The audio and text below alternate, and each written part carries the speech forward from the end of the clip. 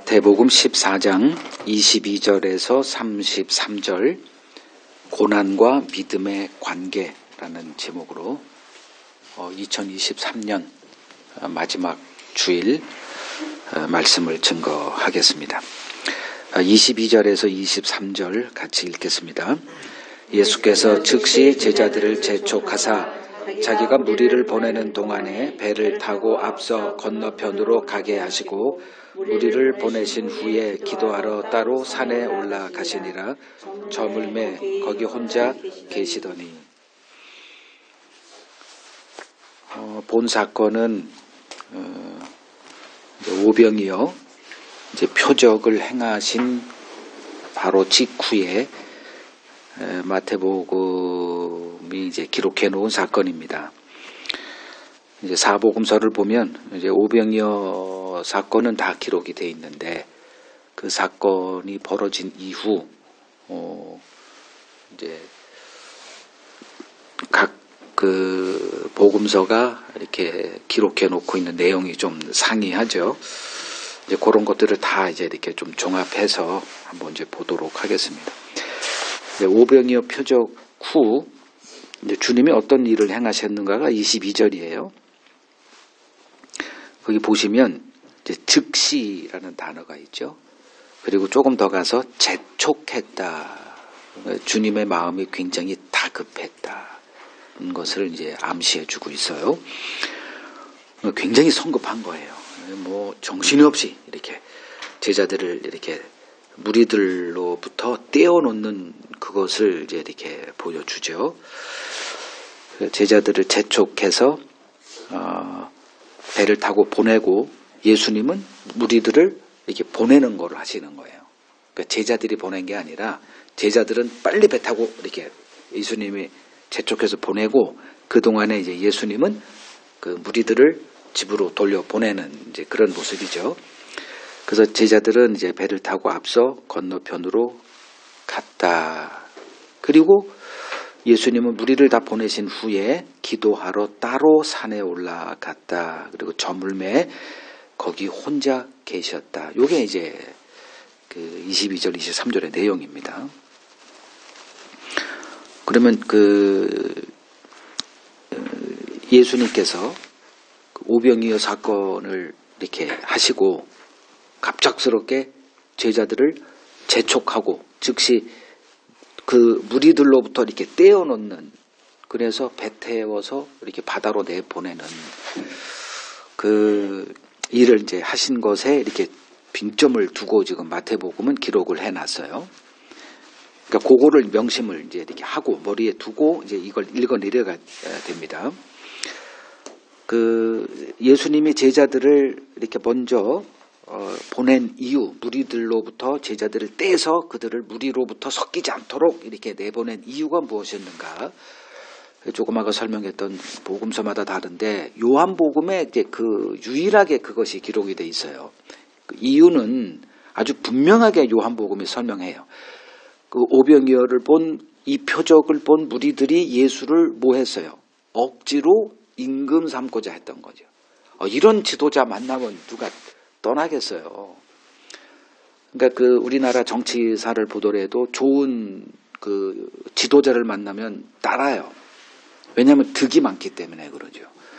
그러니까 뭐 임진왜란 때도 왕을 따른 백성들은 아마 없었을 겁니다. 자기를 버리고 간 왕을 누가 따라가요? 그럼 어떤 사람에게 몰려들었나? 이순신에게 몰려들었어요. 이순신에게 피하면 자기를 보호해 줄 줄 알았기 때문에 그렇습니다. 그러니까 오병이어 표적은 빵 5개로 5,000명, 그 5,000명도 남자만 5,000명입니다. 그러면 최소 단위가 만 단위가 넘어가요. 빵 5개로 어떻게 그 10,000명을 먹입니까?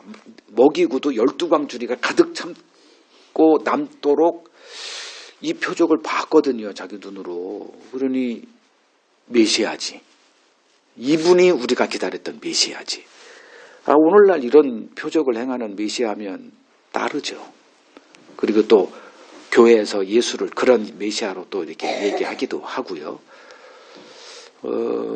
근데 예수님은 그들이 나를 억지로 임금 삼고자 하는 그것 때문에 이제 빨리 여기 있는 대로 즉시 재촉해서 제자들을 이렇게 그 무리들로부터 떼놓습니다. 그러니까 뭐 이런 것들이죠. 이런 사고방식을 원하지 않는 거예요.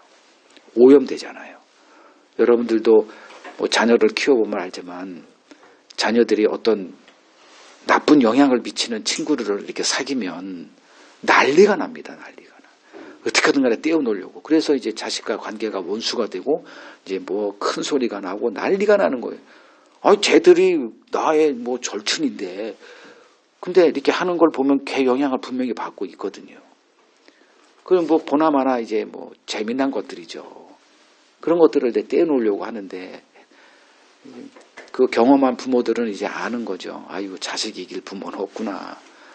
결국은 이제 두 손 바짝 들고 내 길 가고 우리 길 간다 이제 이렇게 되는데, 그러니까 주님도 이제 제자들을 그 무리들로부터 떼놓습니다.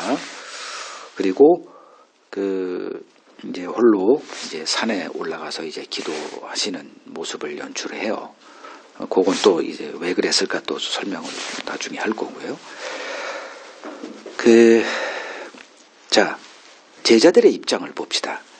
뭐 주님이야 목적이 분명하니까 그런 거에 미혹당할 이유가 하나도 없어요. 그래서 알미 중요한 건데, 제자들은 지금 주님이 뭐하러 오셨는지 전혀 몰라요. 그래서 제자들에게 이 오병이어의 이 사건은 어떻게 비춰졌을까 한번 생각해 보세요. 예수님의 입지가 아주 그냥 부동의 그 견고함에 딱 올라설 수 있는 절호의 기회로 비춰지지 않았을까요? 이거 한 10,000명 내지 20,000명의 자기 지지자들이 예수를 임금 삼고자 했던 사람들이에요. 이 좋은 기회로 아마 그들은 봤겠죠. 근데 예수가 갑자기 이 좋은 기회, 이런 개념이 없어 예수님에겐. 그냥 재촉하고 즉시 제자들을 이 제자들의 눈에는 이 절호의 기회, 이 사람들을 잘 이렇게 좀 다독이고 해가지고 자기 성도 만들고 교회가 10,000명만 돼보세요. 모든 꿈이 이루어질 수 있는 절호의 기회. 예전에 저희가 섬겼던 이제 어떤 담임 목사님도 10,000명만 되면 내 모든 꿈 다 이루어. 학교도 세우고 뭐하고 모든 꿈을 다 얘기하더라고요. 아마 11조 곱하기 10,000명 하면 다 되나 봐요, 계산이. 모든 목사들이 꿈이 이 순간에 다 이루어지는데 예수님은 그거를 그냥 한순간에 다 이렇게 던져버리고 제자들을 또 그 고생길로 어떻게 내보낸단 말이죠. 자, 그럴 때 이 제자들이 어떤 느낌을 가졌을까 한번 생각해 보세요. 제가 이걸 묵상하다가 이런 지도자를 따르는 제자들이 얼마나 힘들었을까. 그거를 전에도 한번 설명한 적이 있어요. 다윗이 갑자기 사울의 미움을 받고, 다윗은 몰라요 왜 그러는지. 성경에 기록돼 있으니까 이제 우리는 알고 이렇게 사울 나쁜 놈 이렇게 하지만, 다윗은 갑자기 사울이 누굽니까? 자기를 정치적인 기반을 다져준 사람이에요. 정치적인 그거를 이렇게 끌어서 자기 부관 세우고, 또 누구도 줬어. 딸까지 줬거든. 그러면 장인이에요, 장인. 근데 갑자기 사울이 그냥 자기를 죽이려고 해요. 그러다가 이제 일이 이렇게 진짠지 가짠지 도무지. 그러니까 왜냐하면 왜 이 다윗이 헷갈렸냐 하면, 이게 성령이 떠나고 사울에게 벌어진 일이 뭐예요? 악령이 그를 지배해서 고통을 당했다 그러잖아요. 갑자기 실성한 사람이 되고, 그래서 할 수 없이 음악을 잘하는 소문이 났잖아요, 다윗이. 그래서 소년 다윗을 데려다가 수금을 켜니까 악령이 떠나고 잠자면 평안해져. 그러니까 이것 때문에 헷갈리는 거예요. 그러니까 자기를 죽이려는 것이 이렇게 좀 실성을 해서. 근데 속마음은 우리가 성경을 알잖아요. 이놈이 나보다 인기가 좋으니까 이 나라가 저놈한테 갈 거를 염려해서 그것 때문에 다윗을 죽이려고 하는 거는, 다윗은 아무것도 생각이 없어요. 그래서 헷갈리는 거예요. 그래서 떠나지 못하고 계속 머물러 있다가 요나단의 얘기 듣고 이제 결국은 요나단이 알려주잖아요. 너를 죽이려는 아버지의 뜻은 확고한 것 같다. 떠나라. 그 얘기 듣고 또 도망가는 거예요. 그러니까 도망가니까 또 이제 군사를 이끌고 계속 다윗을 이제 추적한 거고요. 그러다가 어떤 그 동굴에 숨어 있는데 걸로 용변부로 들어온 이 사울을 제자들이 그 따르는 이제 부하들이 다윗에게 이건 하나님이 당신에게 이제 고생 끝 그 뜻이 아니겠소. 그때 다윗이 어떻게 돼요? 하나님의 기름 부음 받은 자를 해하는 것은 하나님을 적대하는 거다. 그러니까 고생 끝인 줄 알았더니 이 다윗이라는 지도자 때문에 고생이 연장이 되잖아요. 그것도 몇 번? 한 번 더. 지금 똑같죠. 뭐 제자들이 예수를 따르는 이유나 무리들이 예수를 따르는 이유나 뭐 똑같아요. 단지 제자로 부름받아서 주님과 함께 하고 있다는 것만 달라요. 뭐 여러분들이나 뭐 다른 사람들이나 다를 게 뭐 있어요? 단지 여러분들은 지금 그 복음이라고 하는 그 말씀 세계에 이렇게 어떻게 뭐 의지가 발동이 되든 아니든 자의적이든 타의적이든 이렇게 말씀을 듣는 자리에 와 있다는 것만 다른 거죠. 여러분들의 마음이나 그렇지 않은 사람들의 마음이나 매 일반이죠. 자, 제자들은 이러한 그 자기들의 기대가 이제 한순간에 또 무너지죠. 아니, 이 좋은 기회를 그냥 묵사발 만들어 버렸잖아요, 예수님이. 근데 제자들은 지금 보니까 그냥 따라 행하죠. 그냥 따라 행하는 거예요. 그러니까 그 제자들의 이걸 행하고는 있지만 제자들의 머릿속에는 그냥 빅 퀘스천 마크가 이렇게 있는 거예요. 왜? 이게 신앙생활이에요. 그러니까 예수를 따르려면 이 빅 퀘스천 마크를 잘 처리해야 돼요. 아, 왜 그러는 거야? 아, 누군 몰라요. 근데 아무 말도 안 해요. 왜? 말을 꺼내놓으면 이 말이 나를 구속을 시키거든. 그래서 여러분들 불평할 때 정말 조심하십시오. 나중에 그 불평한 것이 나를 옥죄게 만들어요. 그래서 그 어떤 행동을 할 때 자유롭지가 못해. 근데 말을 이거 해버리거든. 말을 내밀어요, 이렇게. 아마 이건 다 경험할 거예요. 내가 설명하지 않아도 다 해서 스스로 알아가는 것들이에요. 자, 제자들은 예수님의 이러한 비정상적인 결정을 매번 견뎌야 하는 자들이에요. 그냥 따라가면 된다가 아니라 항상 이게 뭐가 안 맞아, 이게. 아니, 어떻게 이렇게 해? 이런 걸 한두 번 하는 게 아니잖아요. 지금까지 계속 이런 걸 경험한 거예요. 지금도 마찬가지예요. 어떤 이의도 제기하지 않은 채 그냥 예수님이 하시는 말씀을 쫓아서 그냥 행하는 모습을 보이고 있습니다. 이게 제자의 모습이에요. 제자는 스승한테 배우는 자입니다. 모르니까 배우는 거예요. 근데 안다가 돼버리면 절대로 따라가지 못합니다. 그러니까 제자로 부름받은 이들은 왜란 질문을 나중에 밀어놔야 돼요. 주님이 제자들보다 무식해서 이렇게 행동할까가 아니에요. 우주 만물을 그냥 그 어떤 사전 계획에 따라 탁탁탁 이렇게 만들어서 이렇게 행하시는 무에서 유를 창조한다 그러죠. 그런 분 앞에 왜라는 질문을 던지면 안 돼요. 근데 이게 떠오르는 걸 어떻게 해? 왜 그럴까? 왜 내가 지금 이런 처지에 살아야 되나? 이것보다 훨씬 좋게 하지 않을 수 있는데 왜 이렇게 이런 질문. 제자들도 지금 동일한 질문을 안고 그냥 예수님의 말씀에 따라 또 행합니다. 과거에 해봤거든. 늘 그랬죠. 이런 거예요. 믿음 생활이라는 게. 그래서 주를 따르는데 가장 전제 조건이 뭐라 그랬어요? 누구든지 나를 따르려면은 자기를 자기 부인이 뭐예요? 이 왜라는 질문. 이거 좀 밀어놔. 나중에 그 문제에 사로잡혀가지고 그 문제 해결되면 나 움직일 거야? 그럼 나 못 따라와. 이 얘기한 거예요. 지난 2023년 한 해 왜라는 질문 여러분 씨름을 했을 거예요. 그놈의 왜? 신앙은 이해가 되기 때문에 행하는 것이 아니라 주님의 말씀이기에 순복하며 사는 것을 믿음이다, 신앙이다 이렇게 말합니다. 믿음은 행함이 안 되니까 등장한 하나님의 구원의 길이에요. 행함과 믿음을 잘 구분해 보십시오. 행함은 알미 필요 없어요. 그냥 하면 돼요. 그럼 거긴 보상이 따라오죠. 근데 믿음은 뭐예요? 알미 전제되지 않은 믿음은 있을 수가 없어요.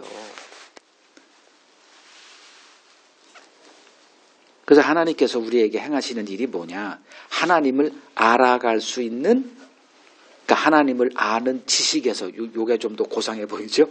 하나님을 아는 지식에서 자라갈 수 있는 시간, 기회를 우리에게 허락하십니다. 이스라엘이 망한 이유가 뭐예요? 하나님을 아는 지식을 포기했기 때문에 그래요. 그래서 호세아서 4장 6절을 보면 내 백성이 지식이 없으므로 망하는도다. 네가 지식을 버렸으니 나도 너희를 버려. 이렇게 나와요. 여기서 지식이라는 것은 하나님을 아는 지식을 말해요. 그 호세아서를 보면 여호와를 알자, 우리가 힘써 여호와를 알자, 계속 알므로 이렇게 이스라엘을 끄집어 이렇게 당겨요.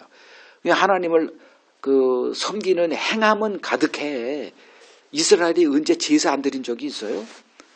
교회 다니면서 사람들이 언제 교회를 떠나서 이렇게 좀 믿음이 연약하니까 뭐 주일 성수도 뭐 좀 그렇게 하고 뭐 어떻게 하고 그러지만 조금 이제 다니면 이제 주일 성수는 자기 하나의 장착이 돼버린다고. 근데 이게 굉장히 중요해요. 그 주일날 말씀 앞에 선다. 주님이 분명히 얘기했잖아요. 너희가 나보다 뭐 가족을 더 사랑하면은 나에게 합당하지 않아. 결국은 이런 것들이 뭐냐면 자기들, 그러니까 믿음을 키울 수 있는 한 수단이 주일 성수다 이렇게 보시면 돼요. 뭐 거기서 복 받느니 뭐 이런 개념하고는 아무 의미도 없고요. 그러니까 말씀 앞에 서는 것이 그러니까 주를 사랑하는 이 믿음의 본질의 하나의 수단으로 주어져 있다. 이렇게 생각하시면 됩니다. 근데 이제 어떤 일이 벌어지죠. 뭐 직장에서 뭐 갑자기 뭐 어떤 일이 벌어지거나 뭐 가족이 같이 뭐 어디 좀 가자고 하거나 그러면 이제 이걸 이제 이겨내지 못하고 하면 그 말씀에 저촉이 된다는 것쯤은 좀 생각하고 하란 말이에요. 이걸 하나하나 이렇게 양보하다 보면 결국은 진짜 할 때 이게 발동이 안 되는 걸 어떡합니까? 가론 유다가 우리에게 남긴 교훈이 하나가 있어요. 뭐겠습니까?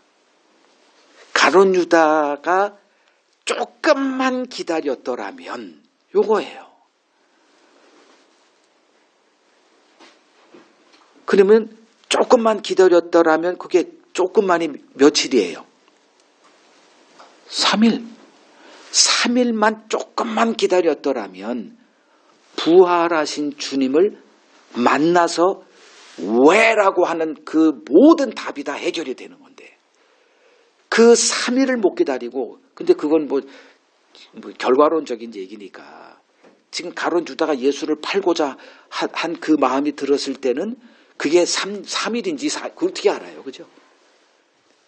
예수님이 죽으시고 3일 후 부활하신 요 계산 우리는 이제 역사 과거니까 이렇게 들춰볼 수 있는 건데 그 당시 가론 유다는 계속 갔다가는 자기 인생 끝나는 줄 아는 거죠. 처음에는 예수가 좋아서 이런 능력자 따랐다가 이제 자기가 큰 자가 되고 뭐 꿈을 이룰 줄 알았겠죠. 근데 가면 갈수록 예수가 하는 일 보니까 결정적인 게 이제 그 향유 사건이에요. 향유. 그러니까 예수에게 그 비싼 향유를 갖다 부으려고 그러니까 하지 마. 그러니까 붓고 나서 이제 막 짜증이 난 거죠. 이게 얼마짜린데 이걸 가지고 그냥 뭐 말은 또 구제를 하면 몇천 명을 구제할 수 있는 걸 그냥 여기다 한 번에 이게 낭비를 해버리냐. 그때 예수가 등장해서 자기 편 든 게 아니라 그 여자 편을 든 것 때문에 얘가 확딱 돌아버립니다. 그리고 얘기하니까 그는 도적놈이다 이렇게 얘기를 해요. 그러니까 가론 유다는 누구보다 똑똑한 사람이었어요. 여러분들도 이제 나는 똑똑해라고 생각하는 사람들이 있을 거예요. 그러면 다른 제자들은 똑똑하지 않아서 주를 계속 따랐나? 한번 잘 생각해 보세요. 그러니까 이 가룟 유다는 자기 똑똑함에 이렇게 빨리 결정해야 되겠다. 이게. 그러면 사탄은 누구를 그러니까 뭘 통해서 역사하는가 잘 생각해 보세요. 그 요한복음 13장에 보면 가룟 유다의 마음에 예수를 팔 생각을 누가 넣었다? 마귀가 넣었다 그랬어요. 마귀가 그의 생각을 이렇게 하는 거예요. 근데 그 생각이 어떤 생각이에요? 똑똑함이라고 하는 생각이에요. 그 똑똑함을 이용을 해요. 왜냐하면 하나님이 하시는 일이 다 뭐라 그래요? 성경이 미련한 일만 하시거든. 그래서 이 세상의 똑똑함을 하나님의 미련함으로 아주 묵사발을 만드는 게 하나님의 뜻이에요. 근데 우리는 다 똑똑하다고 생각하거든요.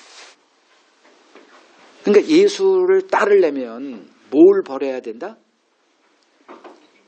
나의 똑똑함을 포기한, 이게 자기 부인이에요. 근데 이게 가능한 얘기일까 한번 생각해 보세요. 똑똑하고자 공부하잖아요. 똑똑하고자 하려고 하고. 똑똑하고자 여러 가지 경험을 하고 어떤 그 우리의 인생의 멘토한테 똑똑함을 배우고. 근데 하나님이 그 똑똑함을 이렇게 우리에게 포기할 것을 계속 아마 여러분들이 살면서 계속 그걸 경험할 거예요. 끊임없이 똑똑함 내려놔라. 그러니까 이것도 지금 비슷한 사건이죠. 이 똑똑함이 어디로 나아가냐 하면 육신의 생각으로 나아가게 합니다. 그래서 성경에 보면 로마서 8장에 이제 그 육신의 생각과 영의 생각 이렇게. 그러니까 영의 생각이라는 것은 하나님이 주는 생각을 영의 생각이라고 얘기해요. 그러니까 육신의 생각은 하나님의 뜻과 이제 반대돼요. 그래서 결국은 사망이다 이렇게 얘기를 하고, 그러니까 멸망. 그러니까 가룟 유다가 이제 그 똑똑함, 육신의 생각을 쫓았다가 이제 그랬고요. 영의 생각은 생명과 평안이다. 그러니까 그것을 이렇게 대조하는데, 그러니까 우리의 똑똑함이 결국은 이 육신의 생각이에요. 육의 생각. 누가 바보 같은 생각을 합니까? 다 똑똑하니까 이제 그걸 따라서 하죠. 제 딴에는 이런 계산하고, 제자들이 지금 오병이어 이 사건을 육신의 눈으로 바라봤는데, 이건 됐다 이제 고생 끝. 이제 2만 명의 우리 추종자들이 생겨났다. 근데 예수님은 그걸 버린단 말이에요. 이런 바보 같은 게 어디 있어 뭐. 근데 그걸 행해요. 그러니까 이제 여기 가룟 유다도 아직 있었고, 이게 돌아버리는 거예요 지금. 예수의 말대로 하면 돌아버려요 지금. 그러면 그 창세기 16장 2절에 사라의 생각이 나옵니다. 하나님이 나를 통해서 이제 자녀를 주는 것은 아니구나라고 하는 이 생각을 하고 이제 머리를 굴려요. 이게 똑똑함입니다. 이게 아니었구나. 아이고 우리가 미련했네. 아니 그냥 아무 여자나 하면, 그리고 낳으면 그걸 우리 아들 삼으면 되지. 그냥 아브라함의 씨 아니야. 요런 똑똑함. 요게 누구 생각? 사라의 생각이에요. 그 아브라함은 그 생각을 못했죠. 그러니까 누가 더 똑똑해? 사라가 더 똑똑했어요. 사라는 그 생각을 잃은 거예요. 그러니까 그 생각을 들어보니 아이고 아브라함이 자책하는 거예요. 왜 나는 그 생각을 못했지? 그리고 아내의 말을 듣고 했다. 즉 아내의 똑똑함에 담복해서 하갈과 동침해서 아들을 낳고 14년 동안 행복한 자식 놀이를 한 거죠. 그죠? 또 똑똑한 여자가 있죠. 하와. 아담은 좀 둔해. 그래서 사탄이 똑똑한 그 하와를 찾아가요. 그 하와가 이제 생각하는 거예요. 그냥 이거 성경에는 이제 그게 마귀 뱀을 통해서 이렇게 이렇게 얘기가 되어지지만 그냥 하와는 그냥 자기 혼자 생각하는 거예요. 그 가룟 유다가 예수 팔는 것이 이 생각이 마귀가 준 거라고 생각을 했을까요? 그냥 자연스러운 자기 똑똑함 속에서 이걸 육의 생각이에요.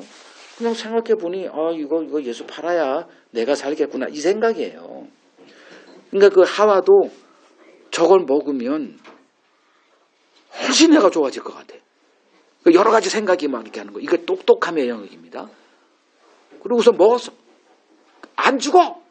그러니까 이제 남편 데려다가 얘기하는 거죠. 그러니까 남편도 아내의 똑똑함에 탐복하고 우리가 왜 이 맛있는 걸 왜 안 먹었어? 그리고 먹은 거예요.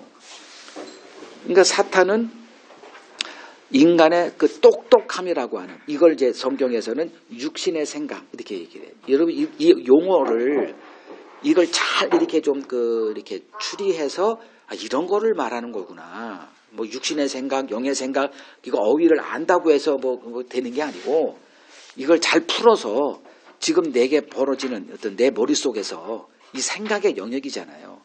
이 생각의 영역에서 육신으로 가면 이제 그 길로 가요. 하와의 길, 사라의 길, 뭐 가론 유다의 길로 나가게 됩니다. 이거를 여러분들이 분별할 수 있어야 됩니다. 그러면 그 하나님은 우리에게 어떤 시간과 기회를 준다 그랬어요? 하나님을 알아갈 수 있는 시간과 기회를 줍니다. 그러니까 초기에는 그런 거 개념이 없어요. 그냥 예수 만난 게 너무 행복하고 뭐 몰랐던 거 알고 그 기쁨 속에서 막 이렇게 하지만 이제 세월이 조금 지나가면서 하나님이 우리에게 그걸 요구를 하세요. 때가 오래됨으로 너희가 이제 나를 알 만한 이제 기회 충분히 줬다. 이제 그걸 요구하세요. 이제 내놔 이렇게 하십니다. 이제 그거에서 실패하게 되면 그때부터는 이제 하나님의 서정없는 이제 맷때림이 이제 등장을 하죠. 그게 이스라엘 역사가 우리에게 보여주는 거예요. 그래서 그 신앙생활은 이제 할 수 없죠. 하나님을 알 수 있는 기회 내가 배우고자 하는 사람 아무도 없어요. 그냥 하나님이 그렇게 이끌어 가세요. 그래서 우리들의 하나님을 이제 예수님을 통해서 하나님을 알고 지금까지 살아온 기간은 어떤 기간이다? 하나님을 알아가는 기간이었다. 이렇게 정리하시면 됩니다. 그게 하나님의 일이니까. 근데 우리는 그런 거에 관심 없죠. 하나님을 안다고 내 연봉이 늘어납니까? 내가 뭐 건강해집니까? 가정이 행복해집니까? 오히려 역행이죠. 그러다 보니 하나님을 아는 거에는 일도 관심 없어요. 그냥 뭘 해서 교회에서 계속 얘기하는 이렇게 하면 뭐 11조를 하면 복받고 이거 하면 복받고 술은 그냥 내 삶이 나아지는 것에만 이제 초비상 그게 오병이요. 이적을 보고 예수를 임금 삼고자 했던 그 무리들하고 이제 같은 마음이죠. 하나님을 알아가는 게 뭐냐? 결국은 기다림이다 이거예요. 결론은 이 기다림만 잘하면 돼. 이 기다림 이걸 못하니까 다 삑사리가 나가지고 다 이제 딴 데로 가더라고요. 기다리십시오. 왜라는 질문은 뒤에 밀어놓으세요. 기다리세요. 참 힘든 게 기다림이에요. 인간은 기다림과는 이게 이 속성이 안 맞아. 여러분 기다림 좋아하는 사람 있어요? 저도 기다림 못 기다려. 그 어떤 음식점 가가지고 10분 기다리라 그러면 맛없는 거 그냥 가서 그냥 빨리 먹어요. 여러분 어때요? 한 몇 분 기다립니까? 다 조급하죠. 기다릴 줄 몰라요 우리는. 그래서 하나님이 우리를 이 기다림을 통해서 뭘 만들어내냐면 인내라고 하는 이 무슨 이상한 덕목. 우리는 진짜 원하지 않는 이 인내라는 덕목을 만들어내세요. 근데 우리가 그걸 원하나요? 우리는 즉각적인 열매를 원하죠. 특히 우리나라 사람 빨리빨리 하는 이걸 좋아하는 민족인데 그 결과 지금의 이런 경제 대국 이렇게 대국 모르겠어요. 뭐 경제적으로 잘 산다. 잘 살아요. 진짜 우리나라. 이런 나라를 지금 맛보고 있죠. 그러나 하나님을 대하는 이 믿음의 영역에서는 어때냐? 완전히 지금 망하고 있습니다. 대한민국 속성으로 교회가 부흥하고 그냥 사람들 이렇게 몰려들고 지금 으쌰으쌰 목사들 완전히 귀족도 이런 귀족이 없어요. 이런 걸 누리고는 있지만 실제적인 영적인 상태를 보면 이렇게 비참한 그 기독교가 한국에 이렇게 있다는 것만 해도 이건 불쌍한 거예요 지금. 자, 디모데 후서를 봅시다. 디모데 후서 1장 12절. 이제 사도 바울의 이제 간증을 많이 이렇게 서신에 기록해 놨어요. 이런 것들이 이제 참 우리들에게 주어진 복인데 뭐라고 이제 간증을 했냐 하면 이로 말미암아 내가 또 이 고난을 받되 부끄러워하지 아니하면 아니함은 내가 믿는 자를 내가 뭐하고? 알미죠. 내가 알고 또한 내가 의탁한 것을 그날까지 그가 능히 지키실 줄을 확신한다. 이 확신이 바울로 하여금 어떻게 했어요? 어떤 고난에도 좌절하거나 뒤로 물러가지 않고 계속 거기서 버텨서 결국은 하나님의 뜻을 이루는 복음의 전파자로 살게 했거든요. 알미. 그럼 이 알면 어떻게 생겨났나? 바울에게 그냥 부름받은 것 다메섹 도상에서 사도행전 9장에 갑자기 길가에서 그냥 확 빛을로 이렇게 부르잖아요. 그리고 음성으로 사울아 사울아 이놈아 너 왜 임마 나를 미워하고 박해해 임마. 그러니까 제가 언제요? 그러는 거잖아요. 그러니까 네가 임마 내 교회를 박해함이 날 박해하는 거야 임마. 이걸 깨닫고 이제 장님이 돼가지고 이렇게 있다가 3일 동안 음식 다 전폐하고 그때 이제 하나님이 아나니아라는 사람을 이제 보내서 안수해요. 그러니까 교회로 부른 거예요. 그러니까 교회와 한 몸이 된 그런 개념이에요.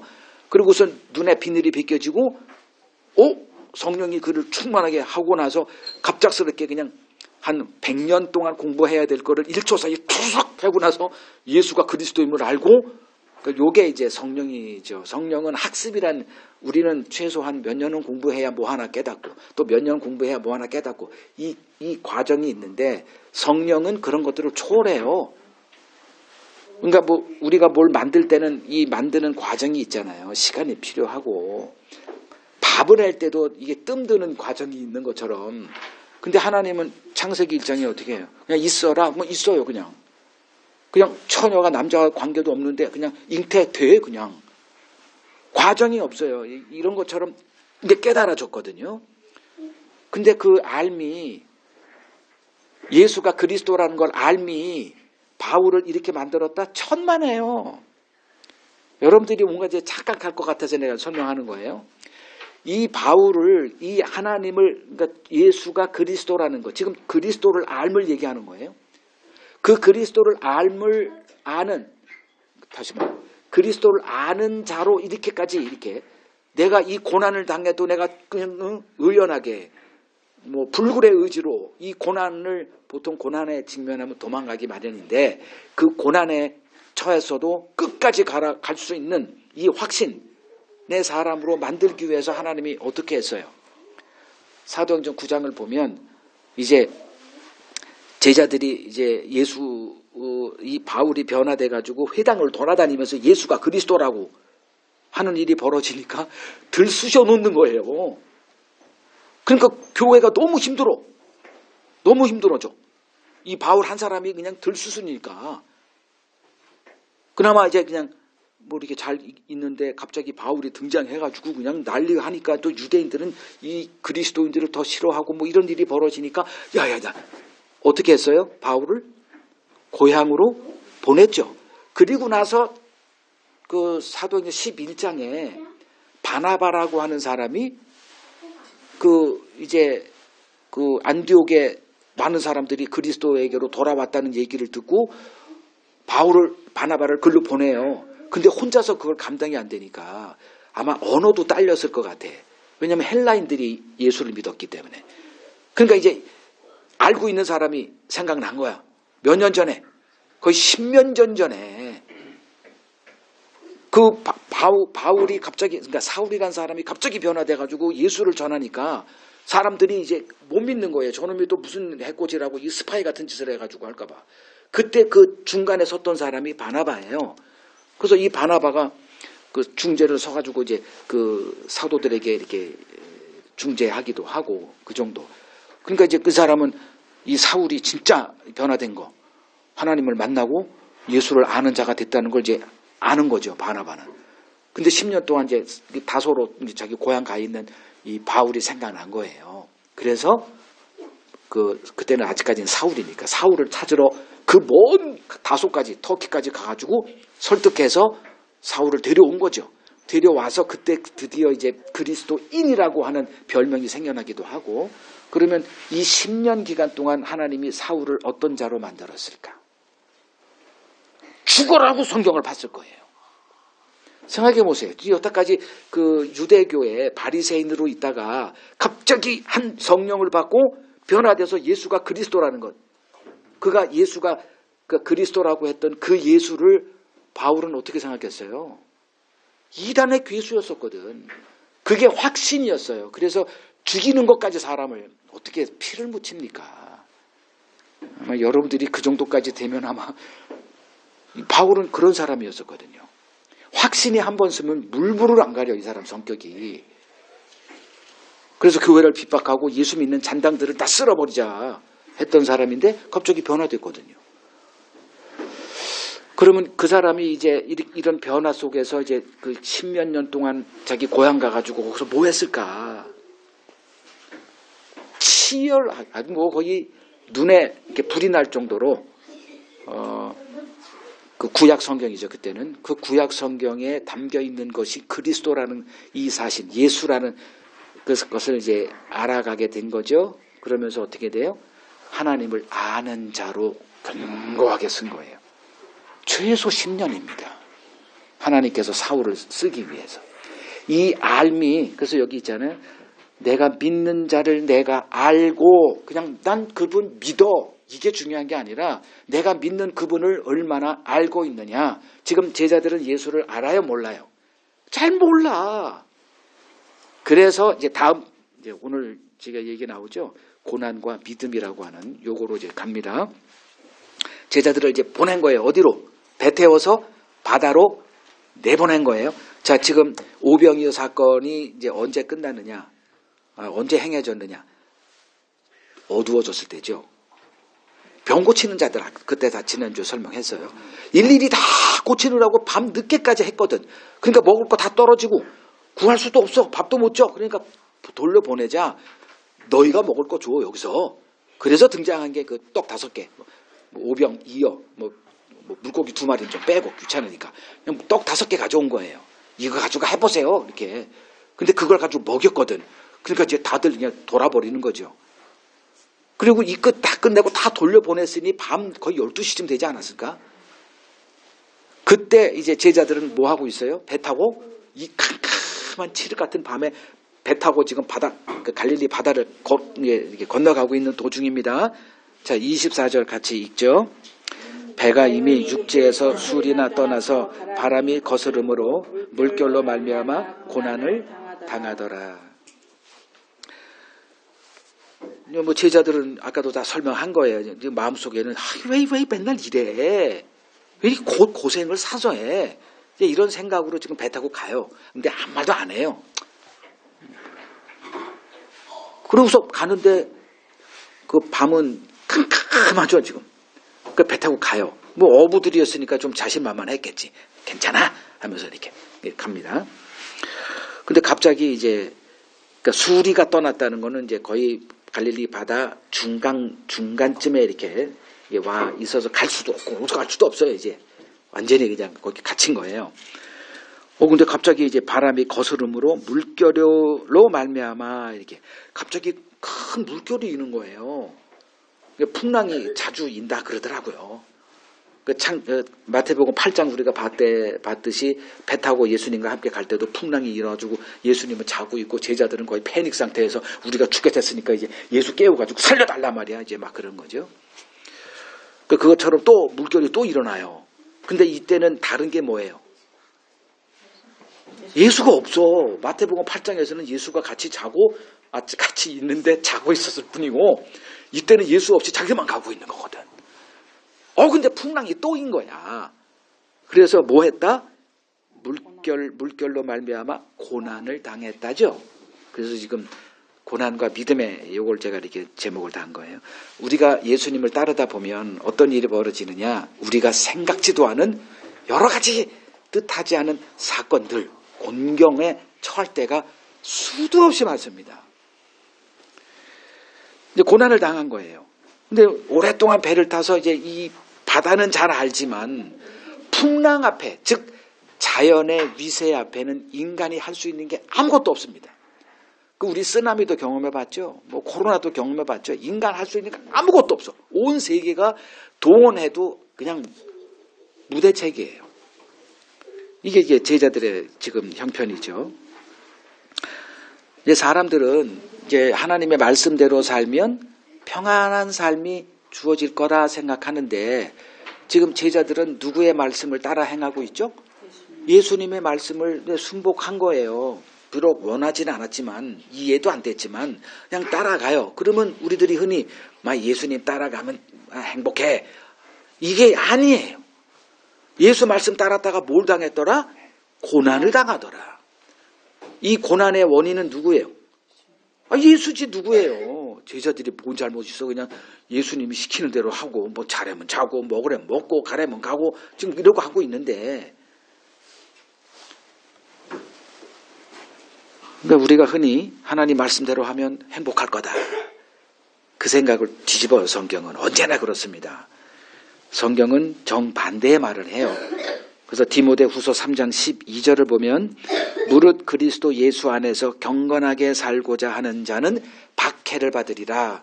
여기서 박해가 이제 지금의 이 고난의 결과물이에요. 지금은 이 박해가 임하기 전이에요. 왜냐하면 이제 아직까지 그들이 복음에 이렇게 사도들로 세워지지 않았거든. 그러니까 여기서는 뭘로 그 박해를 견딜 자들로 세워주냐면 이런 것들, 고난, 여기서는 이제 풍랑이라고 하는 이 비유가 등장을 해요. 그래서 바다로 보내는 거예요. 바다는 뭐예요? 세상을 얘기하죠. 계시록에 다 나와요. 바다, 물, 이렇게 물 위에서나 세상에서 이렇게 한 짐승이 나오고 다 그 바다를 얘기해요. 세상 나라를 얘기를 해요. 이 바다는 뭐냐? 왜 세상을 바다라고 그러냐? 바다에 뭐가 있니까? 바람이 부니까. 땅은 바람이 불어도 괜찮아요. 물론 이제 회오리 바람, 뭐 토네이도 이것들은 뭐 난리 버거지를 치지만 바다는 그냥 수시로 바람만 불면 풍랑이 일거든요. 이제 고난을 이제 받게 되죠. 이제 마지막 부분 보겠습니다. 25절에서 33절 읽겠습니다. 밤 사경에 예수께서 바다 위로 걸어서 제자들에게 오시니 제자들이 그가 바다 위로 걸어오심을 보고 놀라 유령이라 하며 무서워하여 소리 지르거늘 예수께서 즉시 이르시되 안심하라 나니 두려워하지 말라.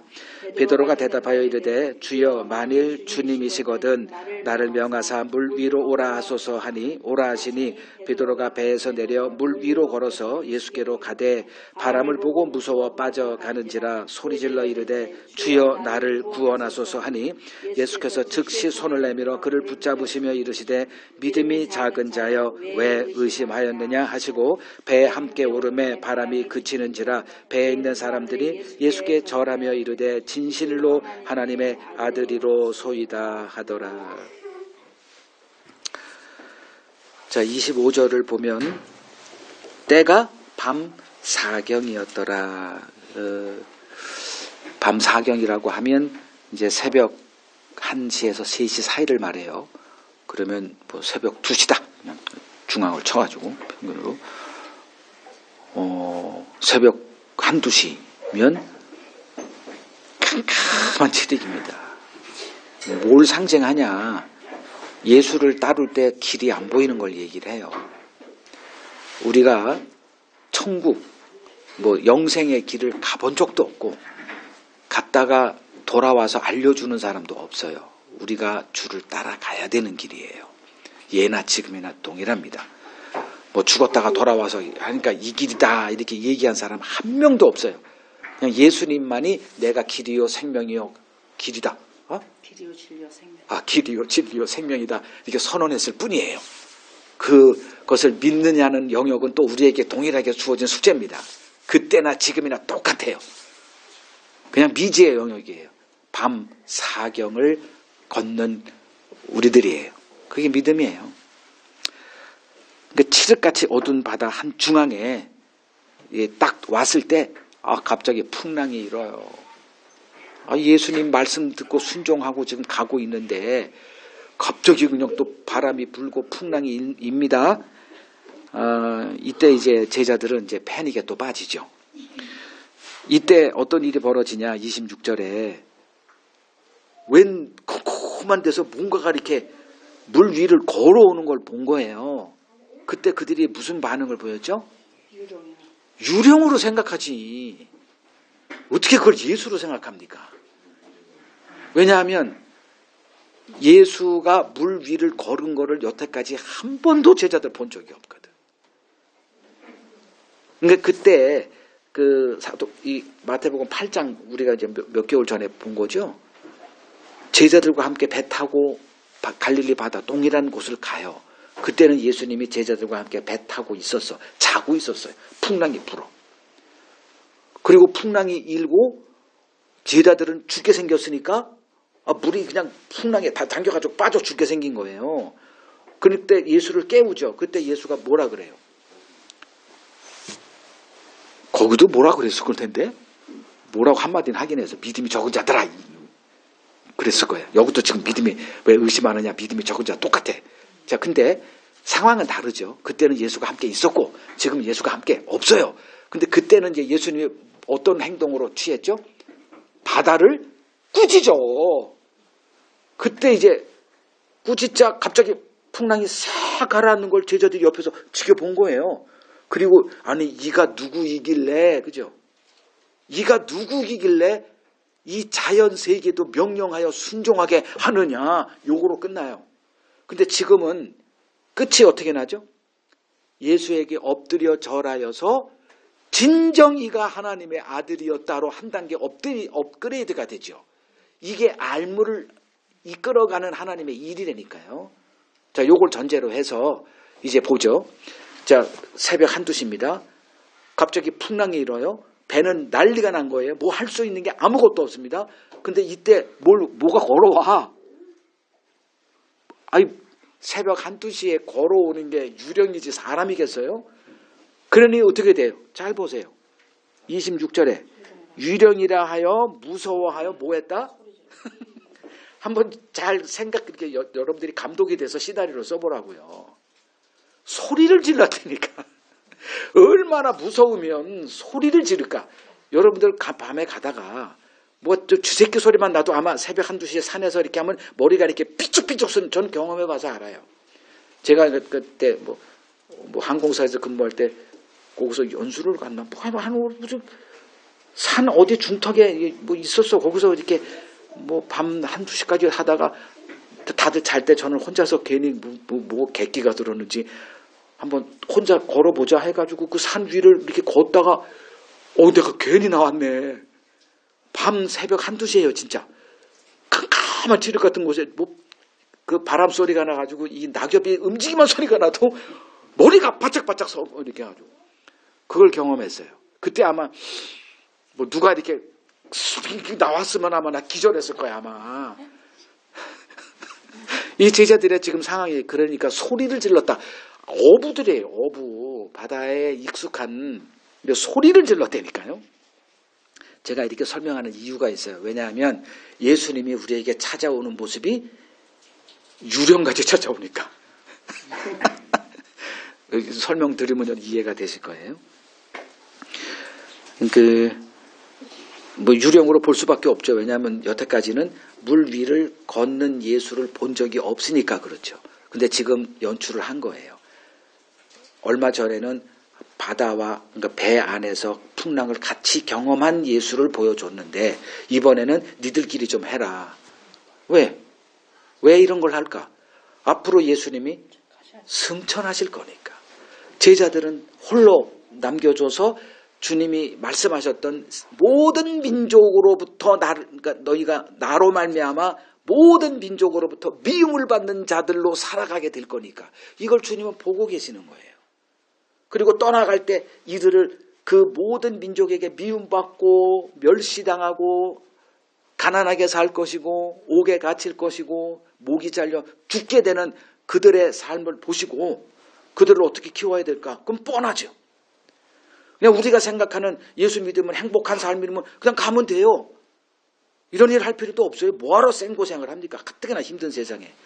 근데 주님이 제자들을 앞으로 어떻게 제자들이 이제 주님께 쓰임 받을 걸 아니까 여러분들도 인생을 그러니까 부모와 자녀의 관계가 어떻습니까? 자녀는 아직 세상이 어떤지 몰라요.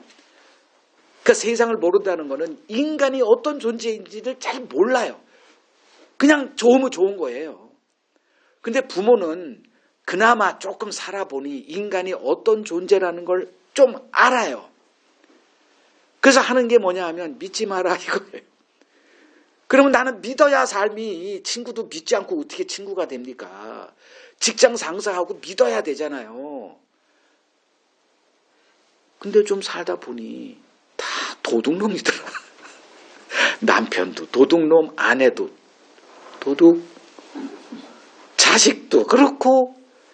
그래서 주님이 우리에게 그런 이 세상에서 건져내겠다는 거예요. 그냥 세상, 그게 무슨 소리냐. 이걸 조금 더 확대시켜서 해석하라고요. 가족 좋죠. 아마 연말이니까 여러분 또 가족하고 할 겁니다. 우리도 내가 손 고사님하고 할 거야. 우리 가족하고 또 한다고요, 그냥.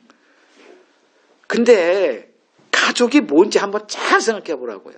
그냥 나의 연장이에요. 그놈이 그놈이에요. 근데 또 결혼할 거 아니에요. 또 자식 낳을 거고. 그래서 이제 이렇게 살아가요. 거기서 우리를 이제 건져내시겠다는 건데, 이제 주님이 그 패닉에 빠져 있어가지고 소리 질러요. 근데 주님이 이제 말씀하세요. 나. 그러니까 음성으로 이렇게.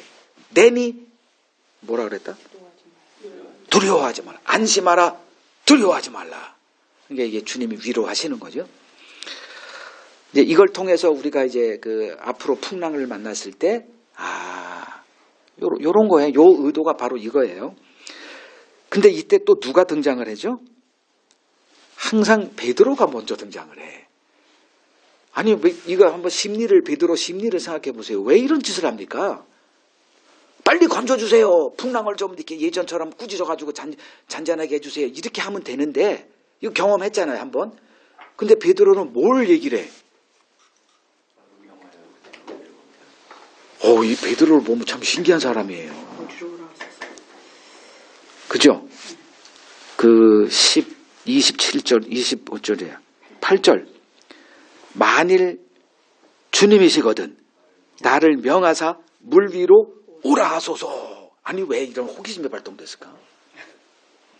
이 절대절명의 순간에 갑자기 베드로는 딴 생각을 해. 딴 사람들은 지금 예수님 빨리 예전처럼 이 바다를 꾸짖어가지고 좀 우리를 좀 안전하게 평안하게 해주세요가 아니라 주님이시거든 나를 명하사 나로 이 물 위로 걷게 해주세요. 아니, 걷고 싶은 마음이 스럽다니까. 여러분 모두가 다 똑같다고 생각 마십시오. 이런 생각을 가진 사람이 있다니까. 이게 누구냐? 나중에 바울 같은 사람이에요. 남들은 고난 앞이면 주랭랑을 치는데 이 사람은 예수에게 뭘 얘기를 하냐면 나도 부활의 주처럼 부활을 경험하게 해달라. 그래서 어떻게 가? 고난이 있는 곳이라면 주저하지 않고 가는 자가 돼요. 뭐 때문에? 주님의 부활을 경험하고 싶다. 이게 정상적이에요, 비정상적이에요. 완전 또라이도 상또라이가 돼요. 이게 베드로가 지금 그런 모습을 보이는 거예요. 주님이 하는 거면 나도 하고 싶어요. 그래서 부활을 경험하고 싶다니까. 이 바울은, 남들은 죽지 않으려고 하는데 이 사람은 죽음을 향해서 나아가는 자가 돼요. 바울 여러분 다 아시잖아요. 모든 사람들이 다 이제 예언자까지 등장을 해요. 너 이번에 예루살렘 가면 너 반드시 묶여가지고 너 죽는다. 그러니까 바울은 더 이상 날 괴롭히지 마. 나는 복음을 위해서 이미 죽음도 각오했어. 이렇게 돼요. 그래서 그게 마음이 어떤 마음인가 빌립보서에 나오더라고. 빌립보서 3장에. 주님의 부활에 동참하고자 하는 이 이상한 마음을 갖게 되더라고요. 같은 신자라고 해서 그냥 동일한 생각 갖고 산다 생각하면 안 돼요. 주님이 이렇게 역사하는 마음이 있어요. 그래서 바울의 모든 것은 주를 알아가고 싶고 주를 본받는 쪽으로 계속 우리에게 서신을 남기고 고백하고 그렇게 돼 있더라고요. 이제 베드로가 이제 그런 고백을 하니까 예수님이 걸려들었네? 오라! 다 그 한마디 합니까? 그 말씀에는 뭐가 주어진다? 그걸 행할 수 있는 능력이 주어진다 그랬죠. 그러니까 바다 위로 이제 내려와요. 그냥 그 말씀을 또 믿어지니까 지금 풍랑이 일어가지고 죽게 생겼는데 그 바다 위를 내려가서 걷는다는 생각한다는 게 이거 완전히 비정상적인 세계예요 지금. 그러니까 베드로가 지금 예수님 말씀을 이제 믿어요. 그리고 바다 위를 배에서 내려갑니다. 배는 안전존이죠. 생명선이죠. 거기서 나와요. 그리고 죽음이 우리를 삼키는 그 바다를 가요. 걸어요 안 걸어요? 걸어. 인류 최초이자 마지막으로 물 위를 걷는 자가 베드로예요. 왜 내가 마지막이냐 얘기하냐면 이런 일은 필요 없으니까. 바다 위를 걷는 게 뭔 필요해요 우리에게. 배 타면 되지. 뭐가 필요한 거예요? 바다는 뭐라 그랬죠? 우리를 삼키는 고난으로 가득한 겁니다. 고난을 발로 이기는 자로 만들어 놓겠다는 게 하나님의 의지예요. 그 지금 걸어요. 그러니까 바다 위를 걸어서 세상 사람들에게 주목을 받는 어떤 이런 원더보이를 만드는 게 하나님의 뜻이 아니라 하려면 지금도 다 우리는 바다를 건너야 되잖아요. 그죠? 물 위를 걷고 병도 안 걸리고. 근데 그런 게 아니거든. 그러니까 여기서 뭔가 이렇게 좀 신비 이런 개념은 빼시고 이게 뭘 얘기하는 거냐? 아까 저 설명했지만 앞으로 주님이 승천하시고 나서 이 땅에서 이 모든 민족으로부터 예수로 인하여 미움을 받고 이 풍랑을 견뎌내야만 하는 자들이 제자들이니까 그들에게 그 풍랑을 어떻게 제압하는 그거를 가르쳐 주기 위해서 하는 거죠. 베드로가 바다 위를 건넜다. 이거면 족한 거예요. 우리는 여기서 교훈 끝나는 거예요. 그때 이게 하나 더 가는 거예요. 끊임없이 이제 이 풍랑을 이제 겪어야 됩니다. 이제 미움받고 잡히고 모욕당하고 위협당하고 완전히 그냥 고난의 연속이에요. 제자들의 삶은. 그때 이제 바다를 딱 지배하고 고난이야 깝떡없어나 이렇게 걸어가고 있는데 갑자기 더 큰 바람이 불어 또. 그 풍랑이 이니까 그리스도를 바라보며 지금 가고 있잖아요. 근데 시선이 어디로 가? 옮긴 거예요 이제. 딱 옮겨가지고 풍랑을 보는 순간에 어떤 일이 벌어져? 또 물로 확 빠져 죽음이라고 하는 것을 경험하죠. 그럼 여기서 이제 어떻게 되는 거예요? 날 좀 살려주세요 주여 뭐 이러잖아요. 그러니까 주님이 잡아 일으키죠. 그리고 잡아 일으켜서 같이 걸어서 배까지 도착해서 올라가니 그때는 더 이상 풍랑이 일 이유가 없잖아요. 그러니까 풍랑이 싹 가라앉는 거예요. 교훈, 학습, 끝 이거죠. 그죠? 그때 이제 제 베드로에게 한 말이 믿음이 작은 자여 왜 의심하였느냐. 여기서 이제 의심이라고 하는 이 단어. 이제 우리들의 이제 극복해야 될 게 뭐냐 하면 의심이에요. 우리들의 삶의 현실에 계속 의심은 들게 될 겁니다. 하나님이 나와 함께 하지 않나? 하나님이 날 버렸나? 이런 의심들. 왜 의심했느냐 이거예요. 주님은 제자들과 함께 하기로 약속하신 분이에요.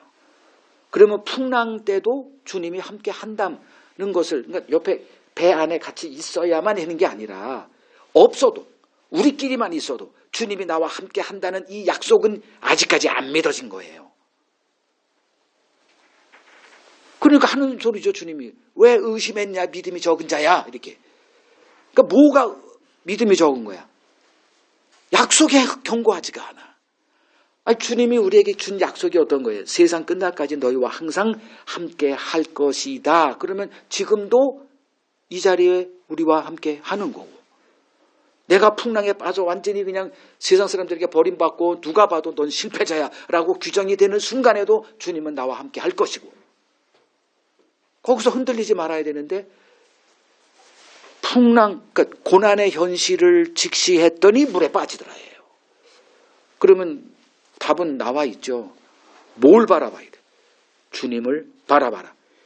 주님을 없는 분을 어떻게 바라봐? 주님의 약속을 바라봐라는 거죠. 그 견고함을 지금 우리는 간접 경험으로 배우는 거예요. 풍랑은 여러분들에게 많아요 지금. 우리들의 삶이 풍랑이에요. 매일매일 우리가 풍랑을 겪고 있어요. 안 보이니까 그러지. 주를 따르는 순간부터 풍랑으로 고난의 삶은 예정되어 있습니다. 그러면 하나님이 고난 없애는 것은 한순간에 없앨 수 있어요. 풍랑을 말씀으로 전전하라 하면 한순간에 없어지는데 왜 이걸 계속 반복시키느냐? 주를 알 수 있으려면 뭐가 필수예요? 풍랑 없이는 주를 알 길이 없는 거예요. 여러분 그냥 편안한 삶 속에서 나 뭐 주를 알아? 성경을 통해서 나 배웠어? 천만에요. 풍랑이라는 거는 주를 알아가게 하기 위한 하나님의 장치임을 아주 장착하십시오. 왜냐하면 앞으로 우리가 계속 고난을 겪을 거니까 뭐 하면? 예수를 따르면. 예수 안 따르면 평안해요. 근데 예수를 따르기로 작정하는 순간부터 고난은 찾아오게 돼 있어요. 입을 여는 순간 미움받게 돼 있고요. 그래서 그 제자들의 현실의 삶만 좀 보겠습니다. 누가복음 6장 보죠. 시간 관계상 좀 빼고요. 누가복음 6장 20절. 예수께서 눈을 들어 제자들을 보시고 이르시되 너희 가난한 자는 복이 있나니 하나님의 나라가 너희 것이다. 지금 줄인 자는 복이 있나니 너희가 배부름을 얻을 것이다. 지금 우는 자는 복이 있나니 너희가 웃을 것이다. 인자 즉 나로 말미암아 사람들이 너희를 미워하며 멀리하고 욕하고 너희 이름을 악하다 하여 버릴 때는 너희에게 복이 있다. 자, 주님이 이게 복이 있는 삶이다. 그러면 이 복 있는 삶으로 제자들을 이끌어 갈 거 아닙니까? 그러면 그 삶의 현실이 어떤 거예요? 가난하고 줄이고 울고 사람들에게 악한 놈 소리 듣는 게 우리들이 복 있는 삶일 때 그 길로 우리를 인도하지 않겠냐는 거죠. 그죠? 그리고 뒤에 24절부터 화 있는 자, 멸망받을 자들, 부요하고 또 배부르고 지금 웃고 모든 사람들에게 칭찬받고 존경받는 자들은 화가 있을지어다. 그럼 이 길로 인도할까요? 근데 우리는 뒤집어 놨죠. 교회 가보세요. 너희들이 내가 가르치는 대로 이대로 하고 경건하게 살면 모든 사람들에게 존경받고 칭찬받고 세상에 으뜸이 될 것이고 대박이 터질 것이고 꿈을 크게 가져 입을 열게 뭐 이런 얘기만 쏟아내고 있잖아요. 이게 누구 얘기입니까? 예수 얘기입니까? 마귀 얘기입니까? 왜 이렇게 분별하기를 거부하고 그냥 내 귀에 달콤하게 내 입에 달콤하게 들린다고 해서 그냥 무조건 수용하고 그 길 가고 그 교회 다니고 있습니까? 내 영혼 귀한 줄 알면 분별해야죠. 계산해야죠. 안 하거든. 그러니까 마귀가 지금 자기 일 잘하고 있는 거죠. 마태복음 25장 봅니다. 마태복음 25장 보면 그 양과 염소 비유 나오죠. 거기서 35절 25장 35절 뭐라고 얘기하냐면 내가 줄일 때 너희가 먹을 것 줬다. 목마를 때 마시게 했다. 나그네 됐을 때 영접했다. 헐벗었을 때 옷 입혔고 병들었을 때 돌아봤고 옥에 갇혔을 때 와서 보았다. 그러자 이제 양들이죠. 여기서는 의인이라고도 표현되고 이들이 언제 내가 주님을 이렇게 했습니까? 한 적 없습니다. 그랬더니 뭐라 그래요? 40절에 내가 여기 내 형제 중에 지극히 작은 자 하나에게 한 것이고 내게 한 것이다. 이렇게 얘기하죠. 즉 주님이 불러서 제자 삼은 자들의 삶의 현실이 어떻다? 이 35절에 줄이고 목마르고 나그네 되고 헐벗고 병들고 옥에 갇히고 이런 삶이라는 거예요. 이게 이렇게 너무나 명백한데도 오늘날 교회를 가면 이런 하나님의 말씀은 간혹가다 뭐 이렇게 강해 설교하면 이 얘기는 하겠죠. 근데 그건 과거 어느 시점이에요. 그리고 지금은 다른 시대가 된 거예요. 그러니까 다른 얘기를 하고 있어요. 그러니 이 고난 속에서 주님이 함께 하는 이걸 배울 수가 있을까? 주님을 알 수가 있을까? 그냥 허접한 예수만 알고 그 예수만 주구장창 붙들고 그런 신앙생활 하는 거예요. 그래서 고난 앞에 한순간에 확! 언제 내가 예수 믿었어?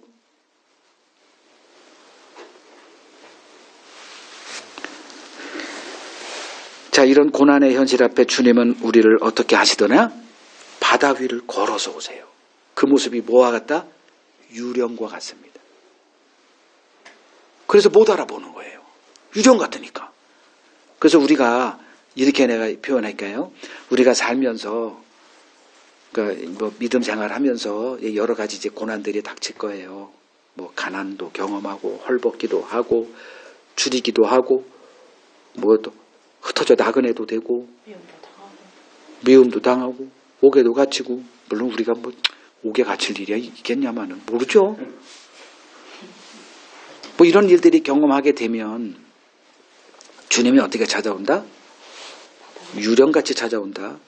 그럼 유령같이 찾아온다는 개념이 뭘까? 이런 거예요. 귀신이 고칼로 치네. 어떻게 우리가 여기서 살아남았지? 이런 거예요. 지금 우리 뭐 음복교회 같은 경우도 마찬가지. 귀신이 고칼로 치네. 유령이에요. 그러니까 분별이 안 되는 거예요. 너무 우연히 된 거네. 이렇게 생각해요. 아니 우리와 항상 함께 한다 그랬거든. 어떻게? 유령과 같이. 이걸 볼 수 있어야 돼요. 이게 오늘 2023년도 이제 마지막 주일에 주님이 제가 이 말씀을 묵상하면서 주님이 저에게 주신 교훈이고 제가 여러분들에게 나누고 싶은 주님의 음성입니다. 내가 너희와 함께 하리라. 항상 함께 하리라. 유령같이 내가 너희들을 함께 할 거야. 그리고 너희들의 계산 그거를 초월해서 너희들이 상상도 하지 못하는 방식으로 내가 너희들과 함께하고 너희들을 안심시킬 것이고 너희들을 손잡아 이끌어내서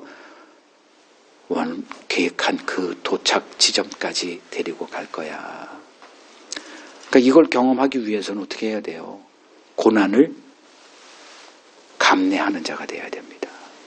그래서 야고보서 1장 2절에서 3절을 보면 너희가 여러 가지 시험을 만나거든 기뻐하고 즐거워하라 이렇게 얘기합니다. 이는 이것을 통해서 너희로 구비하여 그 부족함이 없는 온전한 사람으로 만들어 줄 거다 이렇게 얘기합니다. 뭐에 구비하고 온전해져요? 믿음에. 일은 하나님이 하세요. 근데 우리가 그 도구로 쓰임 받는 것 뿐이에요.